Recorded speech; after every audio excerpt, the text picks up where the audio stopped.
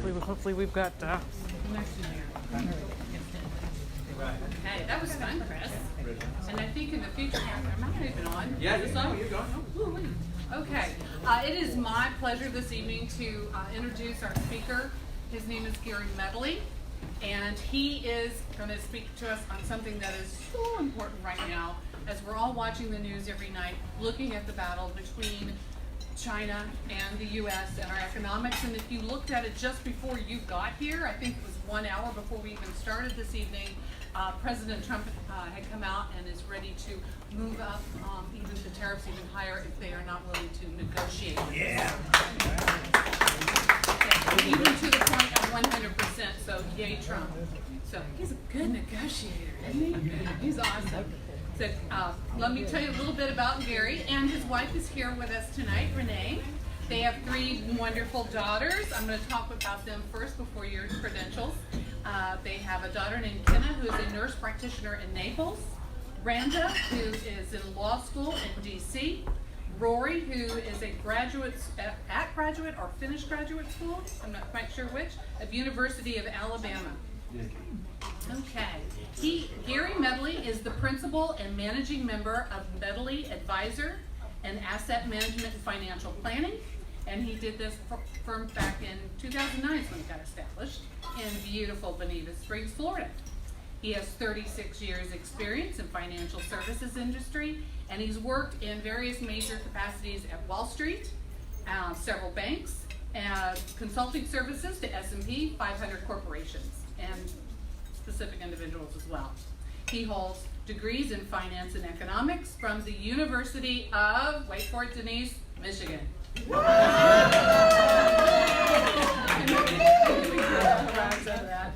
And he's been a certified financial planner since 1988.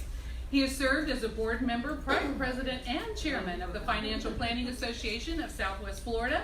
He's also served in various capacities in our community, including he was the prior president of Vote Estero, and for those of you who have been around for a long time, you know that is a community group that was organized for the incorporation of Estero, Florida.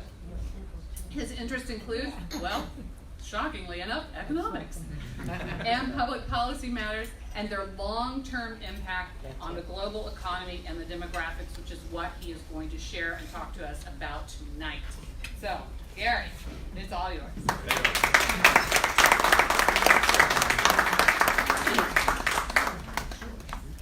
Thank you. It's a pleasure to be here this evening. To my Michigan friends in the room, Yeah. I hope we're as excited about 3:30 on Saturday. We have a very difficult game coming up.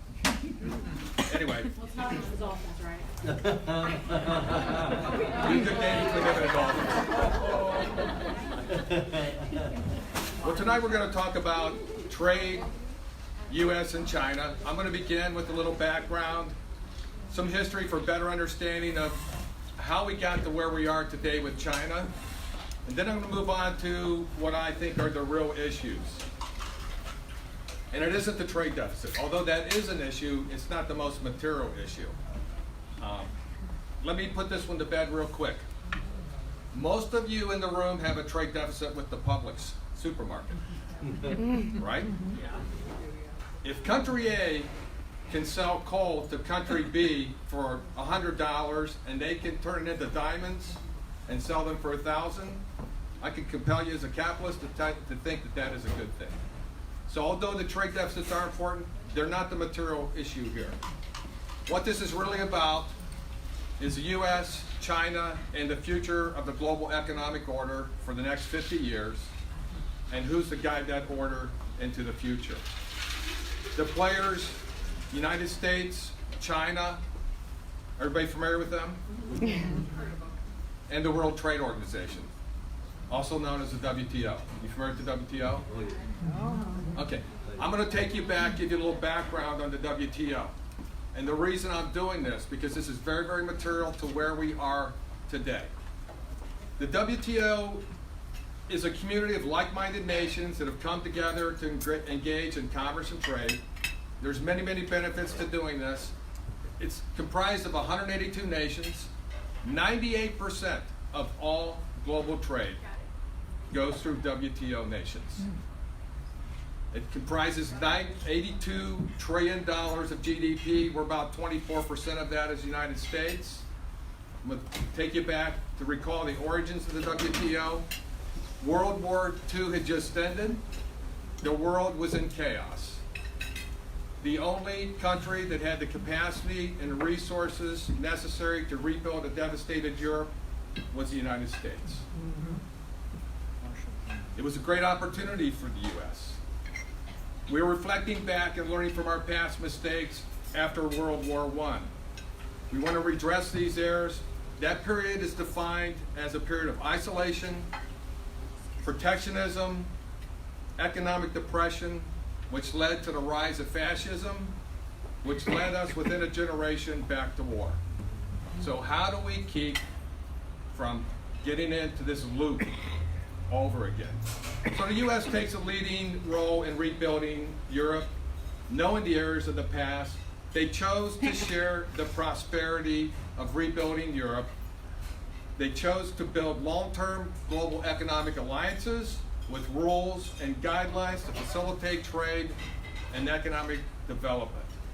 That was known as the GATT agreements, which has today morphed into what we know as the WTO. These events shaped the global economic and social landscape in ways never imagined. Where dependence was once the only choice for millions of people, now freedom, independence are there. Under this system, trade barriers have fallen, trade has expanded, and it has led to global economic prosperity. Think of the WTO like the principal's office in the high school. You have a high school, you have a bunch of students in there, all different levels of sophistication. You have kids that don't know their way to the restroom, and you have kids that are on their way to elite colleges. Big mix in there. You need someone to maintain order, resolve conflict, enforce agreements. You need to know what's going to happen, when it's going to happen, and how it's going to happen. Everyone benefits from the cooperation of the WTO. It's very efficient in setting up trade between nations. It's efficient as Amazon. You put your order in today, the package is on your door, step the next morning. So, U.S. basically is exporting capitalism with economic and social goals. So I want you to pack that away. We're going to come back to this. So we understand the players, U.S., China, and the WTO. I want to move on to what the 4 key issues are. 1, forced joint ventures, forced technology transfers, intellectual property theft, global industrial espionage. That is what we're dealing with. So let's dig in. I learned from teaching junior achievement that the best way to teach a concept sometime is to play a game. Think of the lessons we've all learned from Monopoly. So I'm going to play a game tonight. Game's titled, Who Wants to Make $1.4 million? No, 1.4 billion. Yes. There we go. I only left out 3 zeros, nothing very material. So I need a volunteer. We're constrained with time, so Lori. we need a volunteer. Looks like Lori, you've been volunteering. It's like the military. Yes. Thank you for volunteering, Lori. Thanks, Lori. Do I need to stand up? Okay, Lori, you can stand up. Here's Okay. how this works. You got to talk loudly so everybody can hear you. Okay. And you got to be somewhat cooperative, not totally. Stand up there? Yeah. Yeah. Okay. You're Okay, live. Lori. I gotta know my part here. Okay, I'm going to help you. Okay. Okay. So, Lori, you're going to play the role of the big coffee company. Okay. Okay, so you're a big time coffee company. You have stores on every corner of every major city. All right? Okay. So Sweet. we're going to call it Lori's Coffee. I don't even drink coffee. But you sell it. That's right. Well, Lori, there's more benefits to drinking coffee when you own all the stores. That's right. If I get a little deeper than that, I'm going to play the role of representing 1.4 billion people who want coffee in their community. So, you interested in selling us coffee? Yeah. I think I want to rename my business though. What would you like to call it? I haven't put much thought to this. I've only had about 30 seconds, so we'll stick with Lori's coffee for now. Okay, we're gonna look up Lori's coffee. Yeah. Okay, so Lori, what do you think the benefits are for Lori's Coffee to enter my community and to build all those stores and sell coffee? It's going to benefit all those coffee drinkers. Anything else? It's going to benefit me. That's right. I'm getting to, there you go, he knows. Watch 10. That's what Money. benefits me. Money. That's what I meant when I said benefits me. Benefits are the money. Okay, there's a profit motive here, right? Right. Okay, so we're all incented. I'm incented to keep my 1.4 billion people happy. You're incented by profits. They want coffee. Everything's going to be happy here at the end. Okay, before we move any dirt around, I need a couple favors from you. All right? I know this looks great to you. So, a couple conditions I want to go through with you. Okay. And you can comment along the way if you like. The first condition is, I'm your new partner. Look, sounds great. I'm the majority owner. Now, Lori, I gotta tell you, I know nothing about the coffee business. So you gotta run all of that, right? But there's gonna come a point in time where we're gonna have to make decisions, and I want you to know that I will be making those decisions. I do the work, you get the credit. Well, you know, you get paid along the way, but yeah, a little benefit there. All right, you good so far? I feel like I have handcuffs on already. Okay, well, wait, there's more.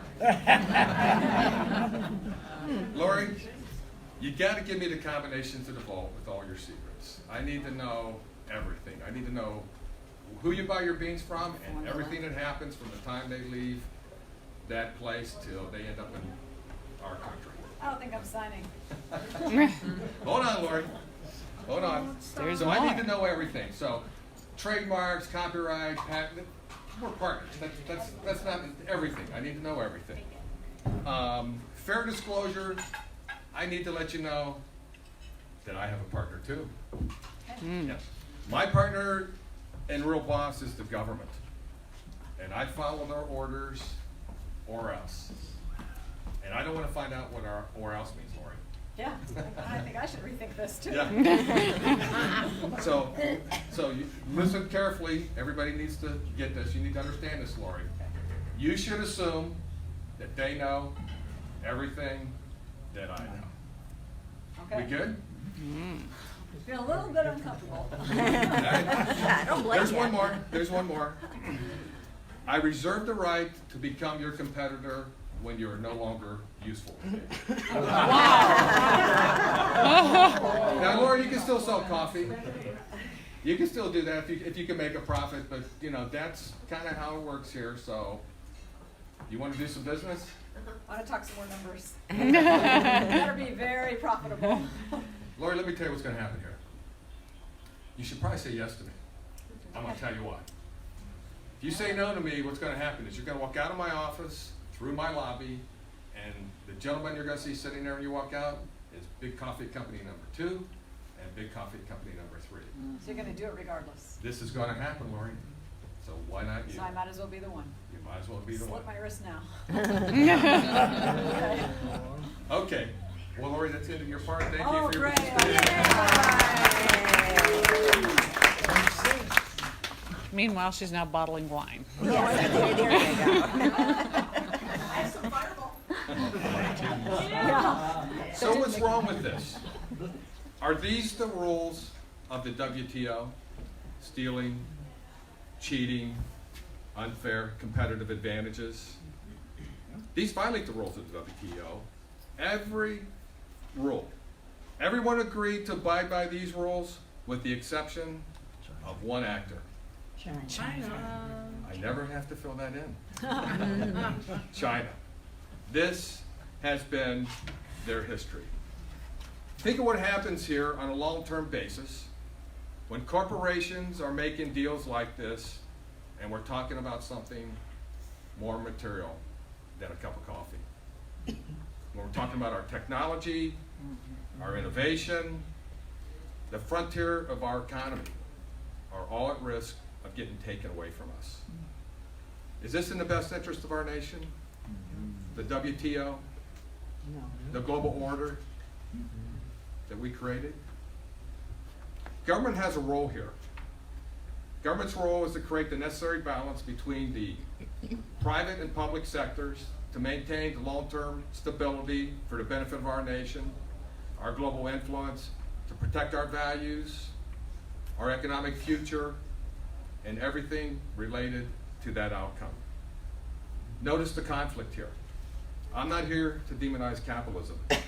As Marty told you, I'm a creature of Wall Street, so I'm a pure capitalist. But corporations' motives and incentives are different from government's motives and incentives. And for the benefit of all of us, it should stay that way. Some people already believe that corporations already have too much influence. But today we have a president who's courageous enough to take on the corporations and China, to do the difficult but necessary task, to take action to solve a long overdue problem. So again, the rules to do business in China: forced joint ventures. Chinese corporation is your controlling partner. Forced technology transfers. Forced disclosure and access of all your secrets, all your formulas, the gold of your business. But the pain doesn't stop there. It's likely that your partner is a state-owned enterprise. Think about what that means. State-owned enterprise. The state is the Chinese Communist Party.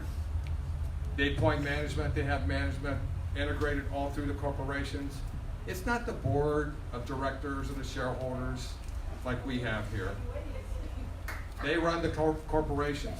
They have a huge competitive advantage over global competitors. They provide massive government subsidies. They achieve cost savings through stealing of intellectual property, technology, and innovation to foreigners. They engage in global industrial espionage.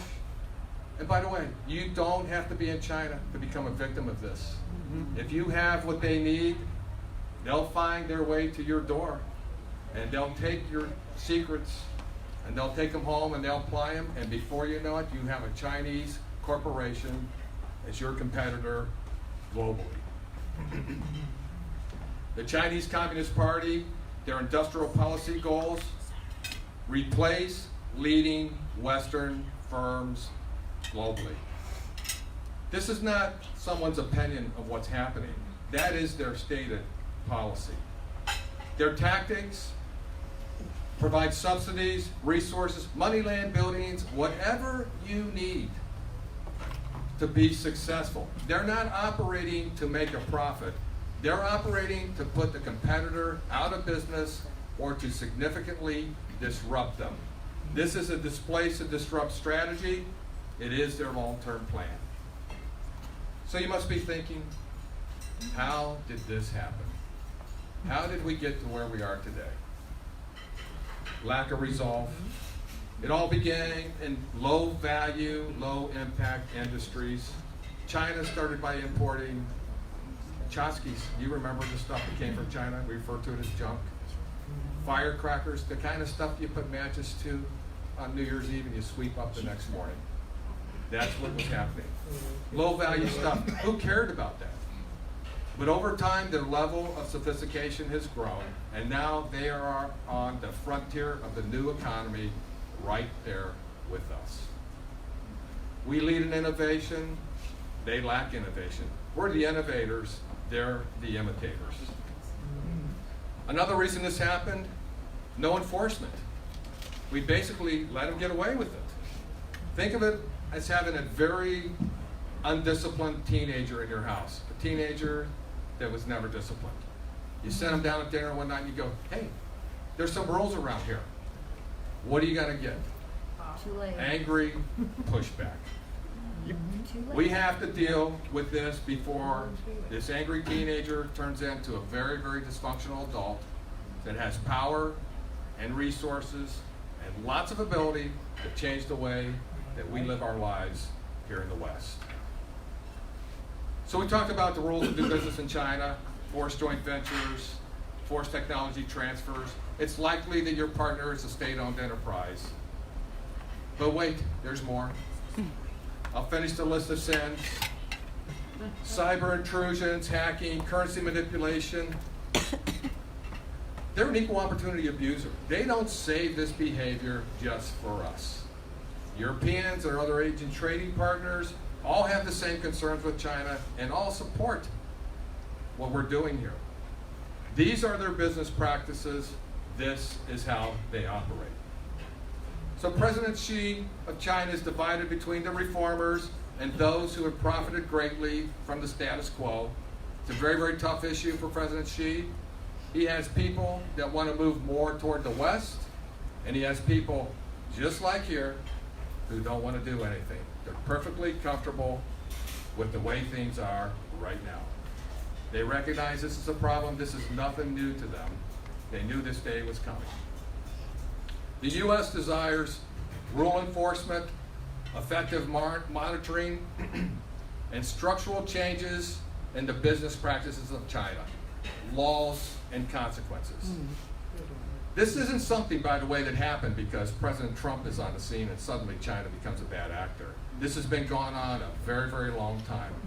Past presidents have had talks with China about their problems. China agrees that they've had problems. Yeah, we're going to correct that. We're going to take care of that. No problem.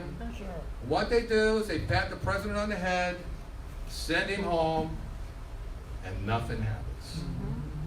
Nothing happens. It turns out to just be lip service. President Trump's goal is to preserve the global economic model. People criticize his tactics of the tariffs. You may disagree with them, but they're very, very efficient. Remember, before President Trump, they were patting the president on the head, sending him home, and just continuing on the way they were doing.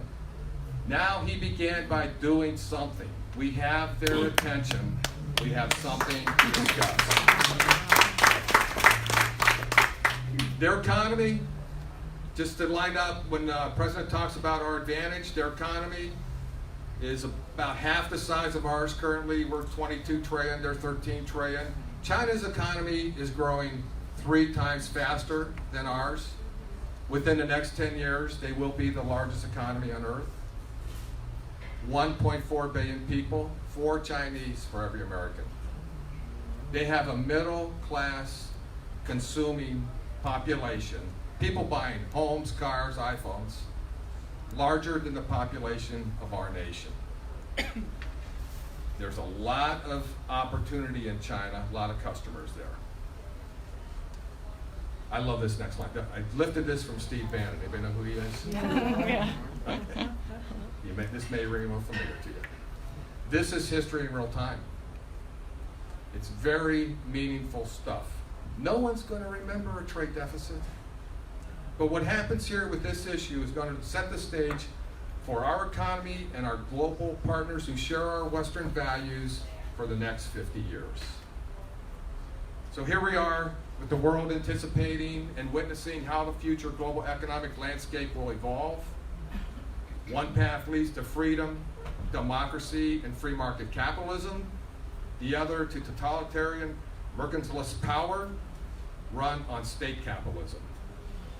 We're at a crossroads on a world stage in defense of an economic model that the United States has created and freely shared that's enhanced individual freedoms, personal and economic independence, and greater human rights for hundreds of millions of people. This is all at stake. So in one corner stands President Trump, whose instincts are basically right. This is a fight worth having now, before it's too late, before China is too big. And in the other corner stands President Xi of China, whose instincts may also be right. This is a fight worth having now, because it is too late. China is just too big. This is where we are.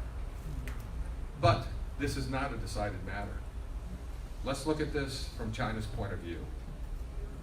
This is what we're dealing with. Leader appointed for life.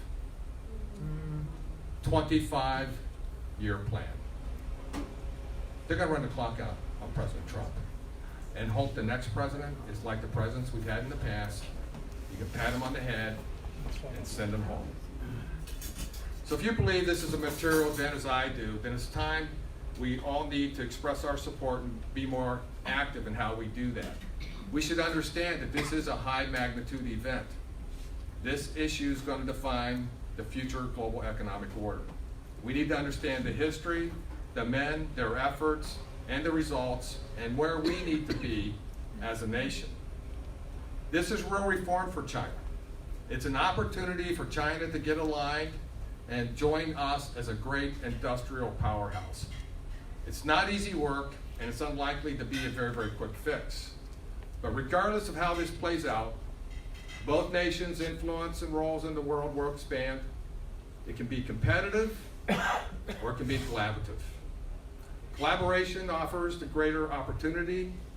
We'll help and encourage China along that path, as we've done in the past, to get China where they are today.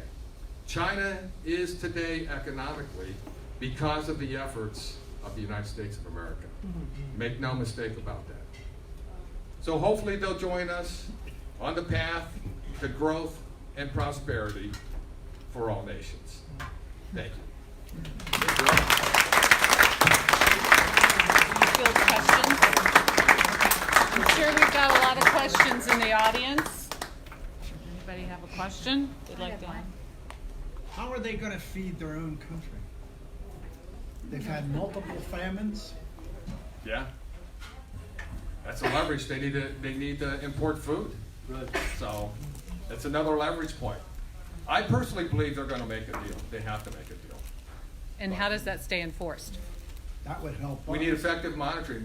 They need to make rules and laws in their country that make stealing, cheating, and all this illegal. There's no property protection rights in those areas in China at all. It's the only nation in the WTO.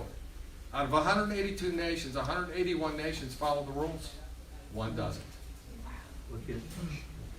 Will the other countries be willing to kick China out of the WTO if they're not willing to negotiate? Well, if you get to the point where they decide to go off and create their own trading system, I think if you look at their political system, it's not good odds for them. Not very, very good odds for them. And we talked about the benefits that came from the model that we set up. We're not only concerned about trade, human rights, people having the opportunity to actualize in their lives. We promote those kind of things. They don't have that in China, quite frankly. Did you finish, Tim? Well, I was just going to say that they have electronic control of just about every individual. Right. A lot of surveillance in China, a lot of cameras. They know where you are, what you're doing, where you're going. A lot of control. A lot of controls within the corporations. So if you get a little too sideways, somebody's going to know about it. Adele? The first quarter of Apple lost about 12% of their sales from the previous year. What impacted that? Well, first quarter, she said China lost, Apple lost about 12% of their sales. Apple has big operations in China. So I'm going to guess that the trade dispute with China probably had something to do with that. Also, there's some Michiganders here. GM has more capacity in China than they do, and sells more cars in China than they do in the United States or anywhere else in the world.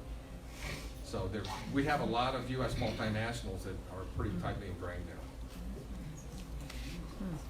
Yes, sir. Yeah, just a couple of points of observation. I had the opportunity many years ago to go and try and develop some chemical plants in China. Do you want to come up and take the microphone? I was talking to him earlier. He's pretty interesting. Not too many people say that. Basically, I had the opportunity to try and develop some chemical plants with Olin Corporation and Occidental Petroleum many years ago. We walked away from all the deals we ever had because of the constraints that we found in their wanting to monopolize our technology, and we smelled it out pretty quickly. A couple interesting points are that we talk about the pollution and all of the environmental impacts around the world. China, there's 5,000 coal-fired plants in the world. China has 3,500. We have 17 right now. Basically, from a nuclear standpoint, they have more nuclear plants than anywhere else in the world. They probably have well over 300 nuclear plants all on the eastern coast. The key to China is going to be a very long-term key, and it's going to have to come from cultural influence. So to the extent that we think they're going to have good business opportunities by going to China and asking them to partner with us on business things, we're going to lose our trousers in doing that. The real impact will be 50 years from now if we can influence them culturally. So just your opinion about what it will take from a cultural, internal, revolutionary kind of standpoint from your recent experience, because mine's dated. I don't think things have changed much, No. to tell you the truth. There's reformers, there's people that want to move more toward the West and China, but there's a lot of people and people in control that don't. And it's the Chinese Communist Party, and until they're forced to do something, I don't think they're going to do anything. And by the way, back to Marty's question, you made me think of something here. If, for instance, we stop doing business with China, which the president, I think, is willing to do, Yeah. quite frankly. I have some handouts here, and you can pick some up. It kind of measures the advantages in our economy versus their economy. But China would have a hard way. About 24% of the manufacturing done in China, this is a Goldman Sachs report, about 24% of that capacity would come back somewhere between Canada, the United States, and Mexico. It would come back to our hemisphere. So there would be some benefits for the United States there. The rest would go to the Vietnams, Indonesia, the countries, the Pacific tigers. Yeah, that it would go to those nations. So it's not. I don't think it's a good outcome for them not to want to make a deal with us. The problem is the enforcement, because they've said that they would do things in the past, and it's just getting the laws and rules there and making sure that they're enforcing it. So trust but verify. Who said that? Reagan. My favorite president, Ronald Ronald Reagan. Reagan. Well, Gary, I have Until a Tom question. comes. Here in our beautiful city of Cape Coral, our illustrious city leaders felt the need to build bridges with China and have a sister city. From what you're all saying, yeah, it was all on our dime. It doesn't sound like that is a smart thing for anybody, a city within our U.S. boundaries, to do right at the moment with China. Well, maybe, maybe not. I mean, I think reaching out to the people of China probably isn't a bad idea, but the people that run China, they've got one thing on their mind, and that's global economic domination. I think there are only 200 Oh, I agree. partner Oh, cities we're all with the United States and China right now. And of them, I think the only one that have a successful commercial venture is Lakeland. They had an engineering firm build a building there or something. That's about it. So they're 1 for 200. Well, I don't know if that's progress. How does Russia come into play with this? Because obviously they're both communistic countries, Yeah. and they like to talk together because they both hate the United States. For all intent and purpose, Russia's GDP is equivalent to, anybody know the answer to this? Low, Very low. Texas. yeah. Oh, okay. Yeah. So everybody thinks Russia is a big economic. Russia is very dependent on China. Very cold. So a lot of the money comes from China. They're very tied to China. And so they're going to follow them in their efforts. That they're tied together. So dealing with one's dealing with the other. What about China's role in the world of creating a world welfare program and giving these countries money for influence, buying influence? Okay, so she's talking about China and their exploits in the world. It's called the Belt and Road. Have you heard about that?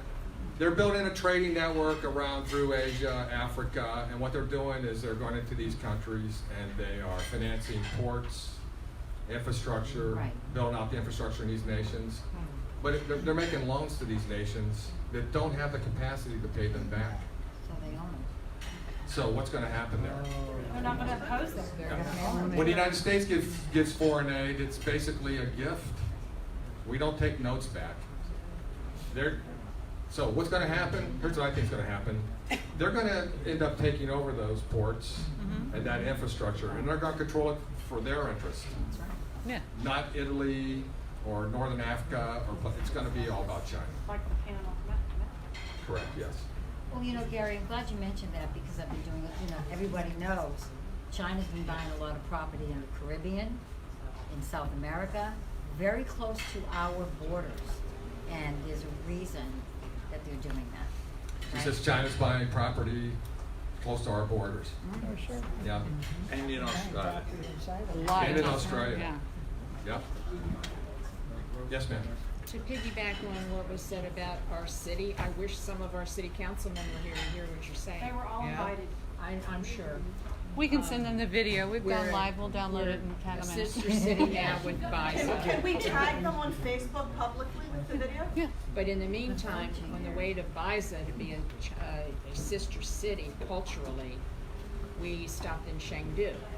And they met with government officials who then connected them with some corporations.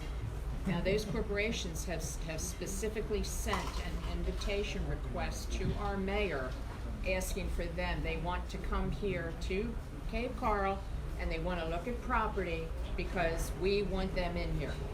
The city council wants to bring them in because they're going to help us economically.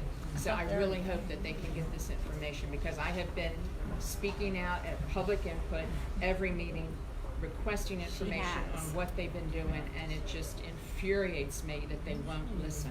They think this is going to be a great thing for the city, and I just don't see it. Perhaps they should reflect on the part global industrial espionage. Recently, there was people arrested in Seattle that were Chinese agents. They are citizens of China. They're loyal to China. The people that get the privilege to come over here and work are reporting back to the Chinese Communist Party, trust me. And so it's sad to think that Cape Coral needs that kind of aid. It really is. By the way, if you're a member of groups and stuff, I would love to give this presentation to as many groups as possible to spread the pollen on this so that people are more aware of the magnitude of this issue and support the president because this is going to get ugly and this may not be done before the election next year. And the other side's going to come hard at him on this, even though a lot of their leaders have said that they back the president in this effort. But when it comes time for election, I don't think that they'll stay consistent in that pledge. One other point with respect to what the president's trying to do right now in immigration.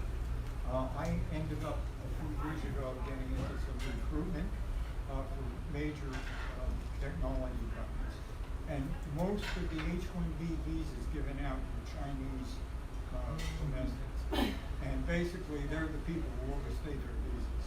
And what they do is they blend into the economy then they end up leaving shortly thereafter, or if they get a real good chain of technology going, they hang in there as long as they can. No one's outing those people. And that's why immigration is such an important issue for the United States right now, and why Trump's on the right. Yeah. There was a real good program on PBS on Frontline. I don't know if you watched that a few weeks ago on China. And they talked about the problems there and basically what you were just saying. So it's a big issue. Yes, ma'am.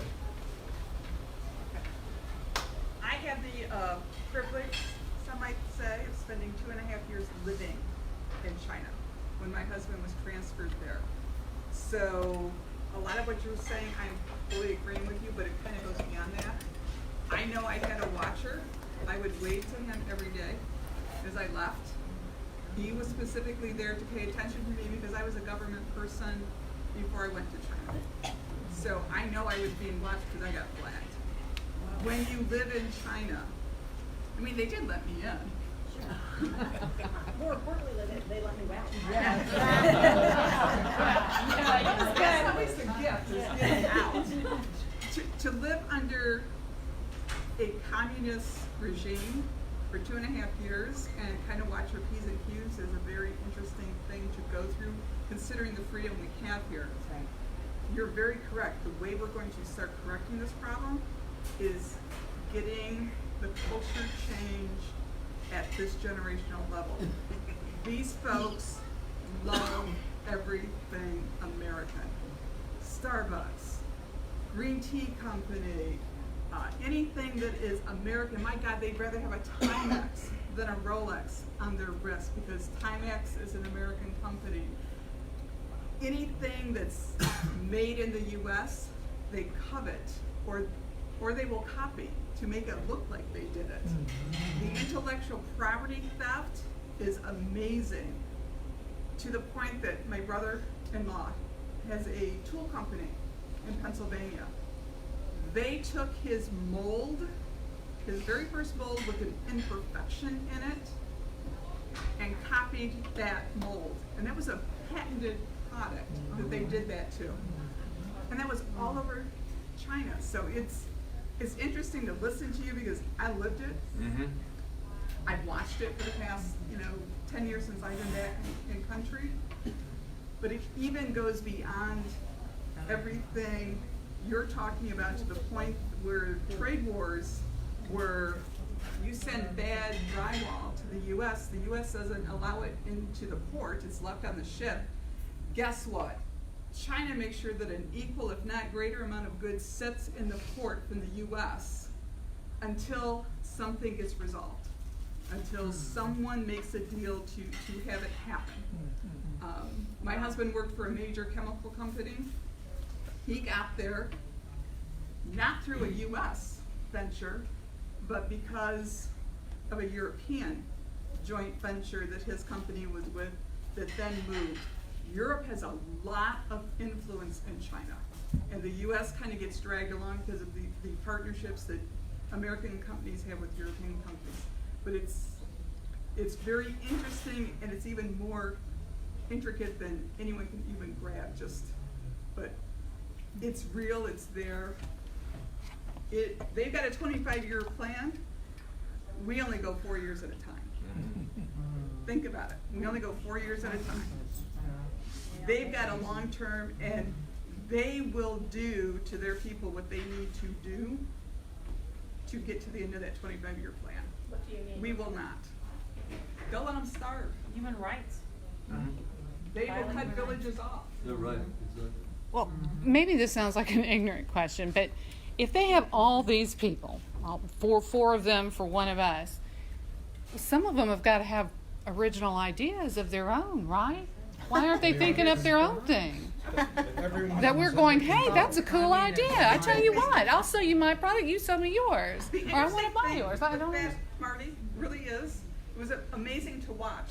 The very first time going there, Yeah. we're in a hotel, very nice hotel, just getting ready to assimilate.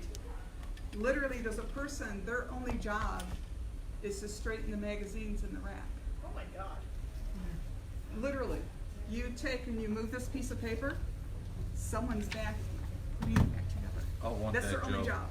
job. You can tell. You don't want what you comes can tell with them, move that over there, then. So their careers are picked for them at an early age, and they don't get to I mean, create. it's really, they don't change jobs very often. If they do, it's during the Chinese New Year, because that's a traditional restart, rebirth. But literally, everyone has a job of some nature until they're about 55.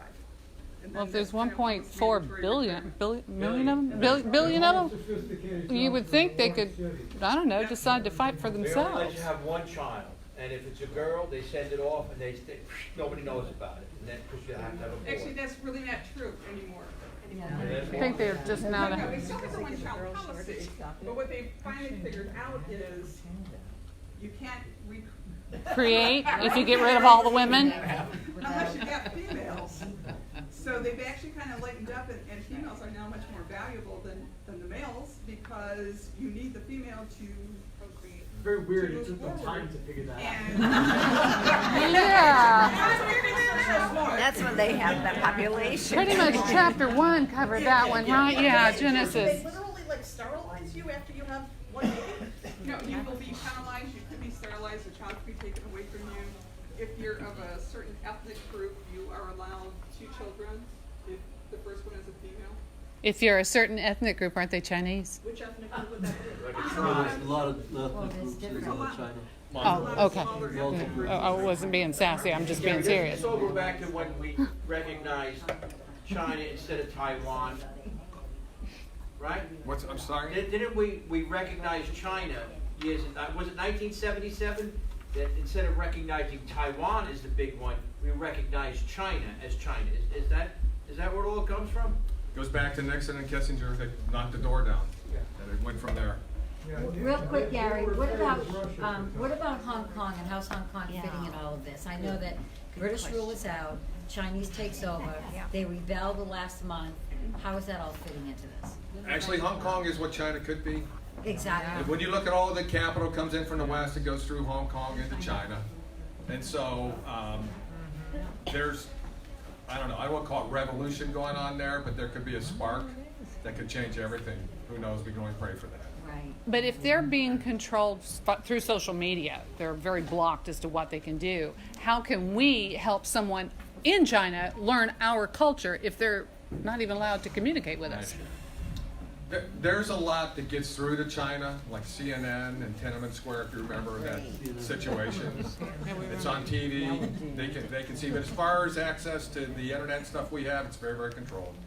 What's on there, so I don't know how information gets in. Because if we're talking about cultural, wouldn't we need to be able to reach out? But if you can't, what, send them a Christmas card?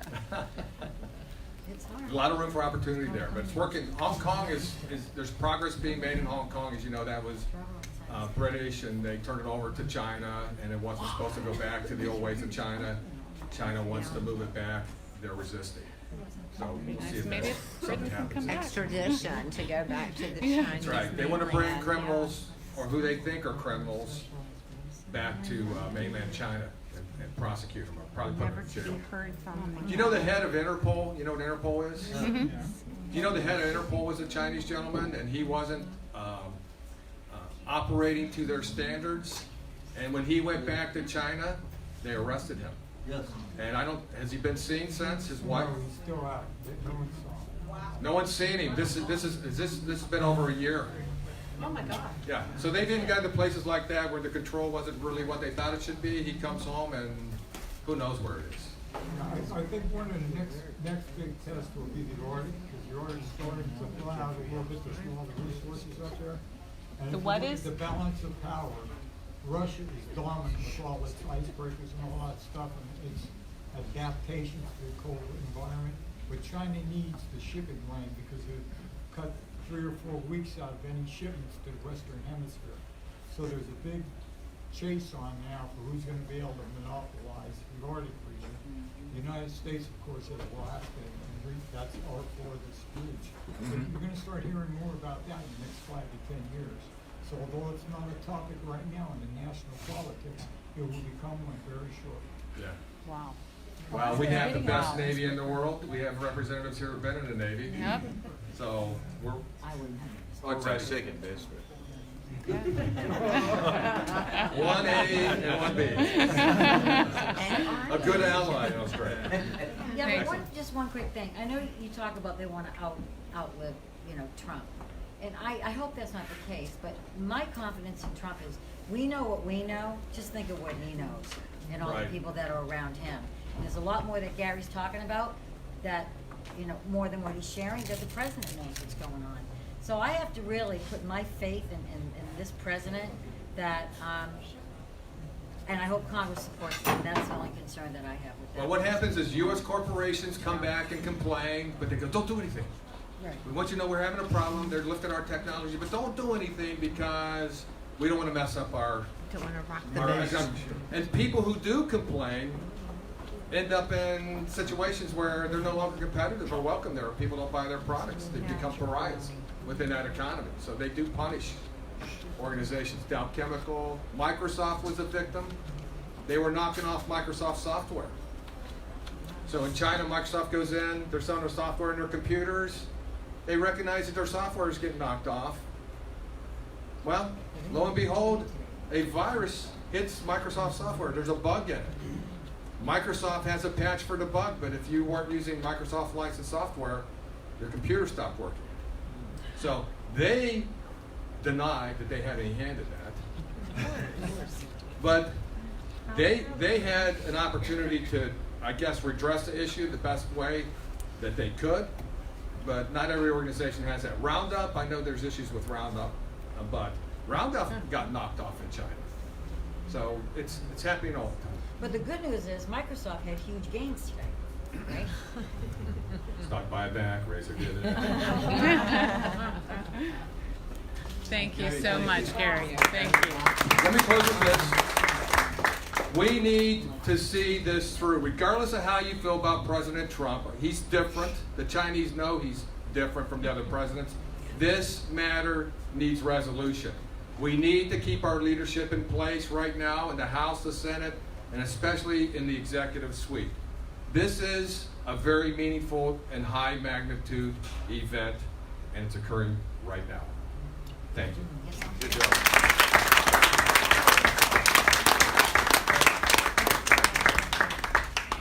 Wow, I learned more tonight from Gary, and I have to tell you, he was riveting a month ago at Adele's Club and riveting again tonight. Thank you. And very appropriate for here. And you mentioned Seattle, Washington. Interestingly enough, one of the sister city, I guess, model cities in the United States would be Tacoma, Washington, where they supposedly invested in 3 huge projects, none of which came to fruition when their visas didn't really come through. 2 went defunct completely after research. 1 stayed defunct for 3 years, and then Marriott bought it.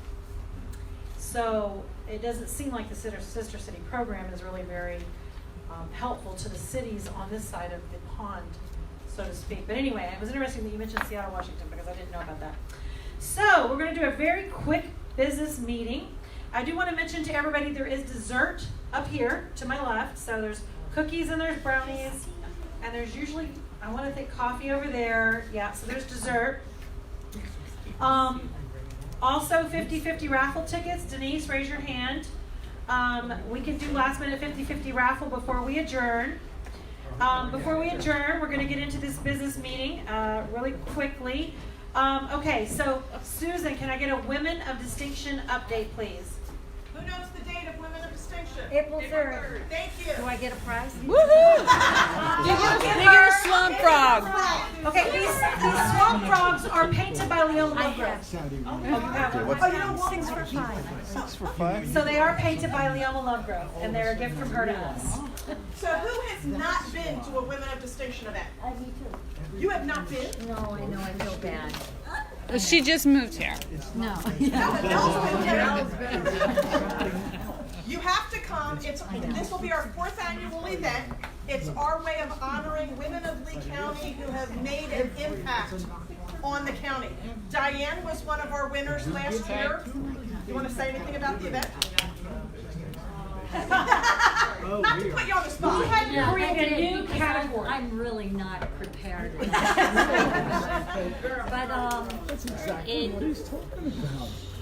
I think it's so important that we recognize the women that are leading in our community, because especially in our community, people are they go unknown for years for what they're doing, and it inspires others. And it was so inspiring to me, even though I was one of the women, and I didn't know it existed. And the friends of mine that heard about it, that are doing things in the community, it was surprising. Like, I don't even know why I was up there, to tell you the truth, because the women that were there had really done incredible things. I haven't done that much. That's not and First female pilot for Turkish Airlines 30 years ago. Yes, I am a woman in a male-dominated industry. And Which is not easy to do. no, it's not. So you did deserve to be there. It just takes a lot of courage, and I was rebellious, let's just say. But it's again, I wasn't prepared to say anything. Go bring other women that you know, and the men too. Thank you. But yeah, I love the event. Thank It was you. really a good time. It was a good time. It was so inspiring and a good time. And every woman for the last 3 years who has won has had the same reaction Diane has. I'm nobody. I don't deserve this. And that's what makes it so special, those other is women every were pretty woman amazing. feels that way, even though we feel that you do deserve it. So That's actually why we created Women of Distinction. So please, everybody, put it in your calendars, April 3rd, Friday night, Cape Coral Yacht Club. We will be opening nominations shortly. So think of women in your lives. Think of women that you know that are an inspiration, that have done things other people have not done, that deserve accolades, and nominate them. Get them involved in this process so that we can recognize some of these women that really have done some outstanding things.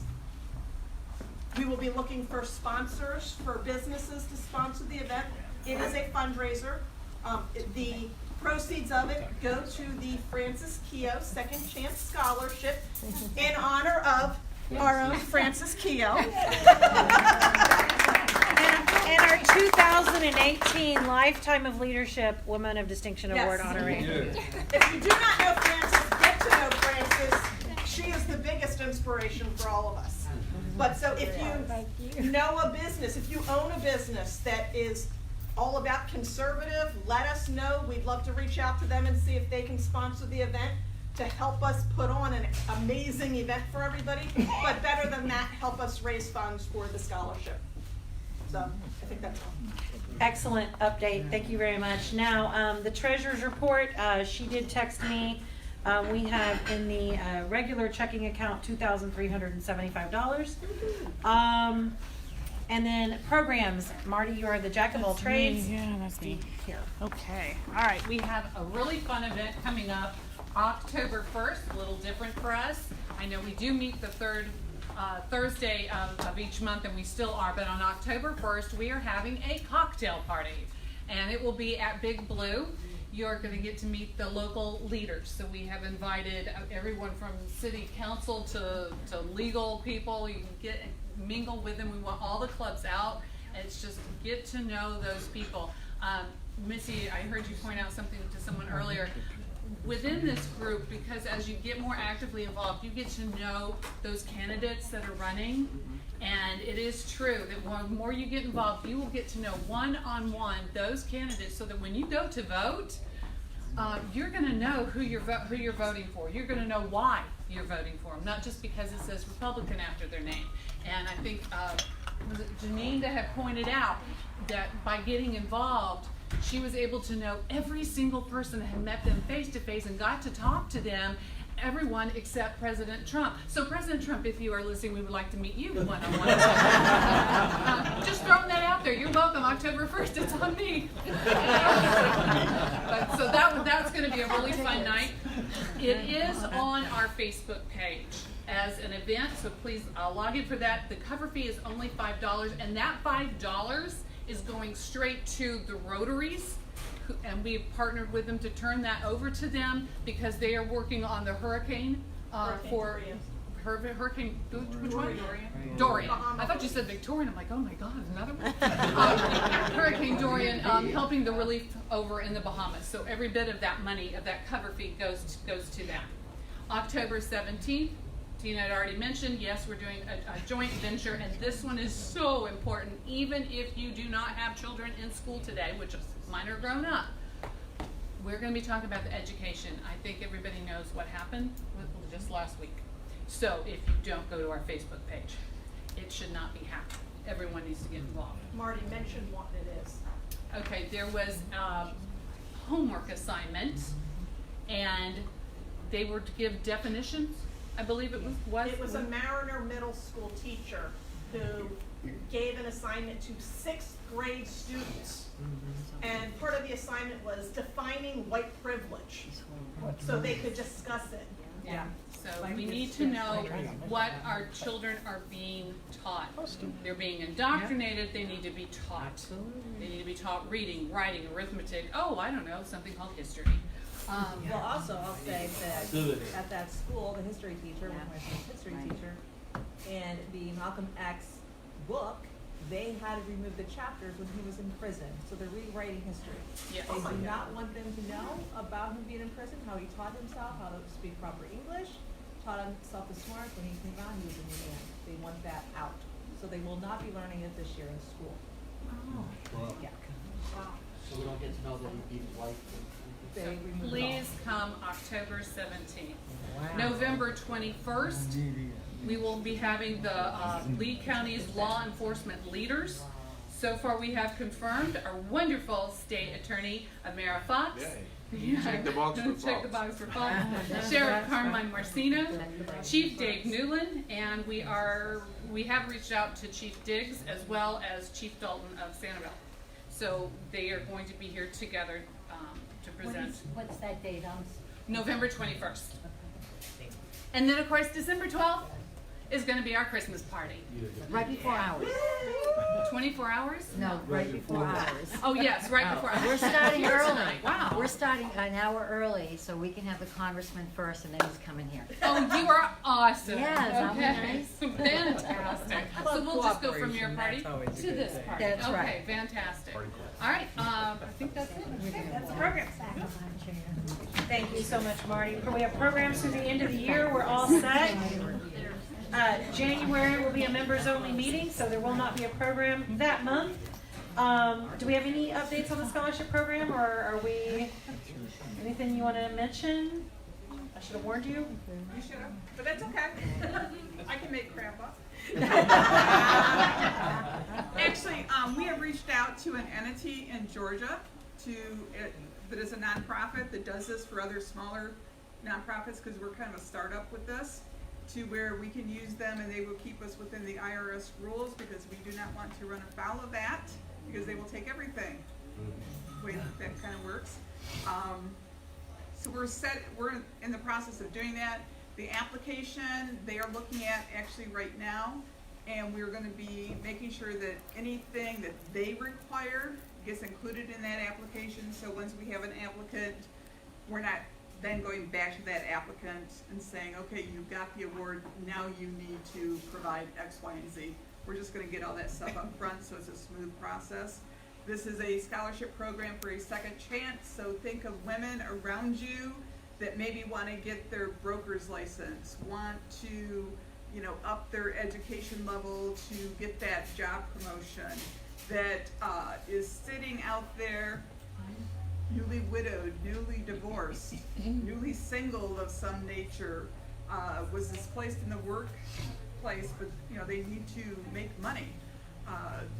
It can be to send them to welding school, to a trade school of any nature. We're not looking for that high school student. We are looking for someone who is really needing that second opportunity and just a little boost to get her there. And that scholarship will get paid directly to the trade school, not to the person. And there is criteria that they must meet certain grade levels and all that other stuff. So. Thank you. I know you've been working really hard on that, and the goal is to be able to present one at Women of Distinction 2020 on April 3rd. That will be the first presentation of the Francis Keogh Second Chance Scholarship, which we hope you will take part in, Ms. Francis. Yeah, okay. The final thing on the agenda is the campaign update. So I'm going to get the campaign chair.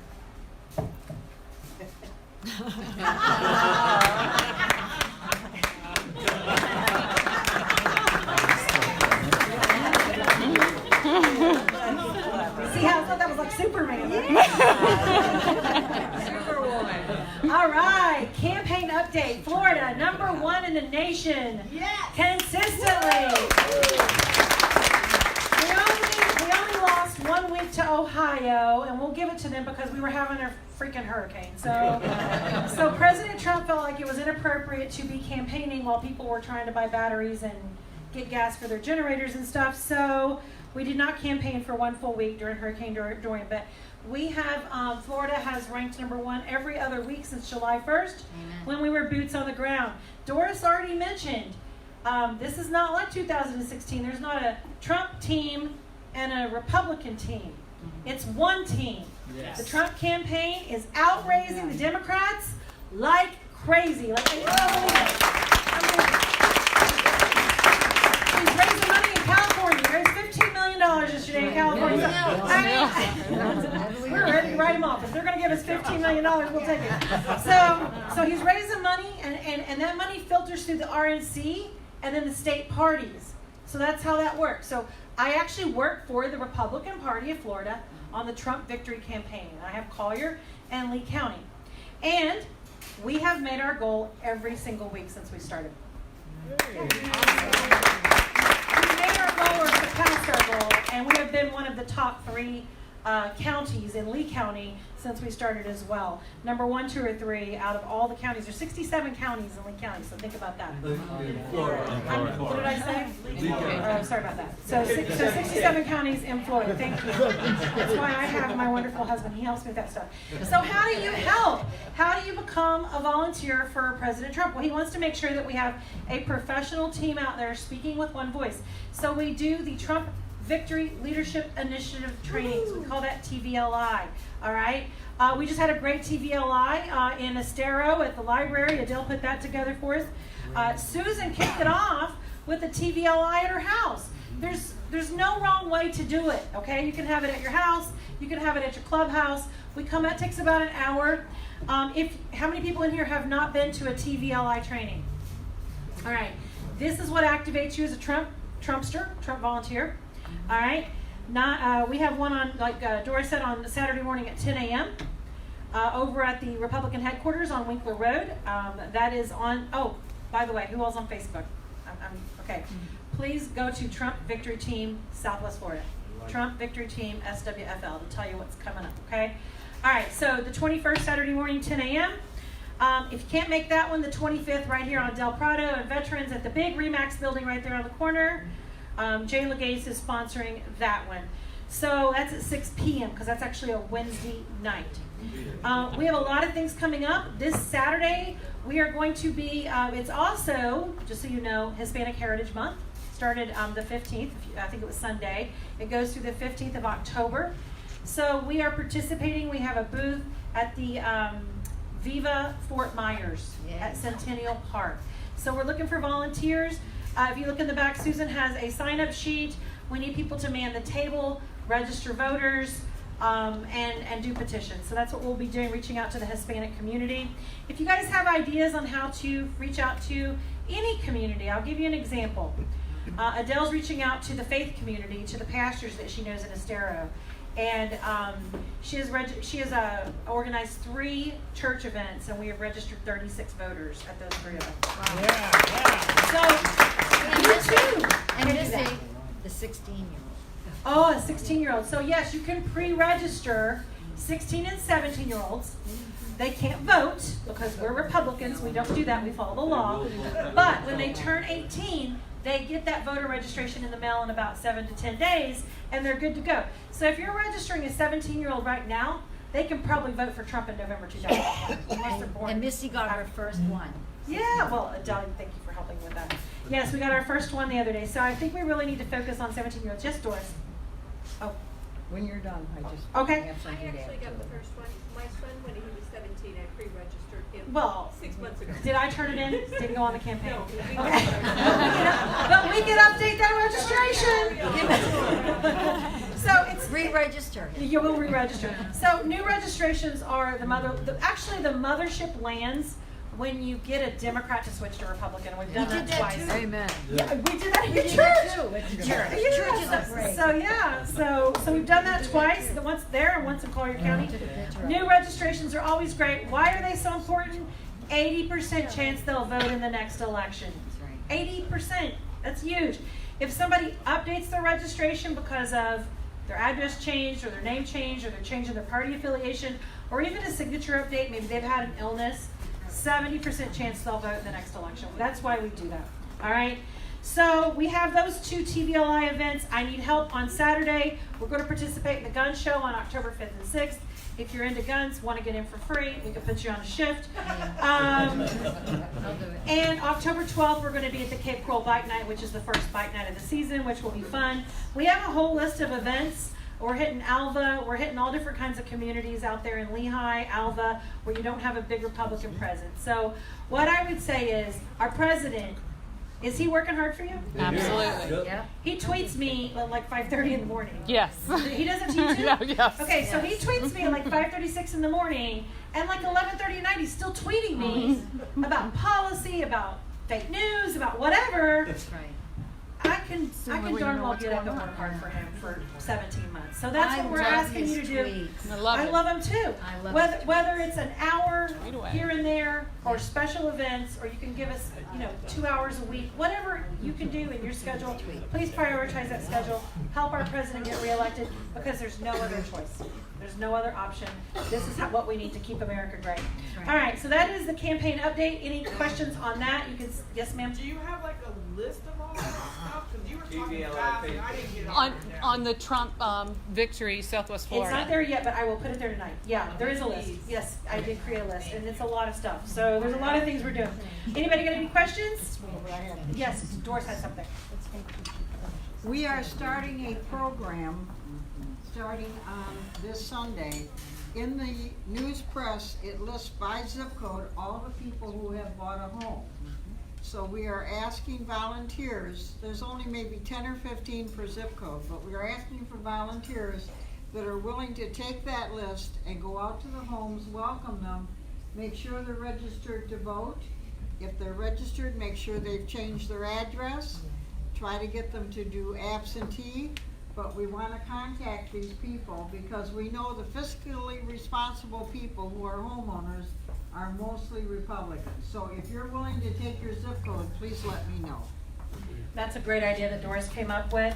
Also, we're getting a lot of voter registrations by another program that she initiated through the RAC, which is reaching out to Republican voters from up north that moved to Lee County, and she is hitting them with an in-mail campaign, and those are coming in every week, where we're getting voters from that every single week. I don't have the number on that, but I would say it's somewhere around 30, wouldn't you think? Last count, we were at 36. Oh my God, 36, okay. You guys are like twins. All right, so that's awesome. So this is the first part of the campaign. I want everybody to know that we're at a deficit to the Democrats in the state of Florida of about 238,000 voters. So they have about 238,000 voters more than us. But when we adopt this program, the Trump Victory Leadership Initiative program, which was previously just called Leadership Initiative, when we adopted this in 2014, they were about 450,000 voters, registered voters ahead of us. So we are closing that gap, and we are more likely to vote. So it doesn't sound as dismal, it's not as dismal as it sounds, but there's 3.7 million other voters that we have to get the message to. So we will start that in November. In November, we're not going to stop registering voters, but our focus will turn to communicating with those middle of the road people. Republicans that don't vote as much as they should, Democrats that go back and forth, and then all those middle voters, your non-party affiliated, your independents, your libertarians, your Green Party, there's a whole list of them. We will be going after them with the message of this prosperity and this great economy that we're benefiting from in the Trump economy. So that's the second part of the campaign. It starts in November, and then of course as we go into the final leg of the campaign, it will be getting every single voter that could possibly vote for our president, and the downline ticket at that point, which we will have a downline ticket at that point in August, getting everybody out to vote to know when, where, and how to vote. You have a volunteer for the Viva Fort Myers, Ken Martin. He also speaks Spanish. You're live, so you're getting volunteers already. I know Ken Martin well. People are I volunteering. know Ken Martin well. So yeah, he does speak Spanish very well. And Javi, you're going to be there, right? Like he has a choice. He thinks he has a choice. All right. So that's all I have for the campaign. Can I get a motion to adjourn? You're take the hat off. Adjourn. Huh? You're take the hat off, then we'll go back to. Oh. We have to adjourn the meeting. Okay, there you go. All right, I motion to adjourn. Okay, we got a motion. We got a second. Thanks for watching, everybody. Denise seconds. Okay, Volunteer. we are adjourned, Vote Trump. And we can now do the Just one more.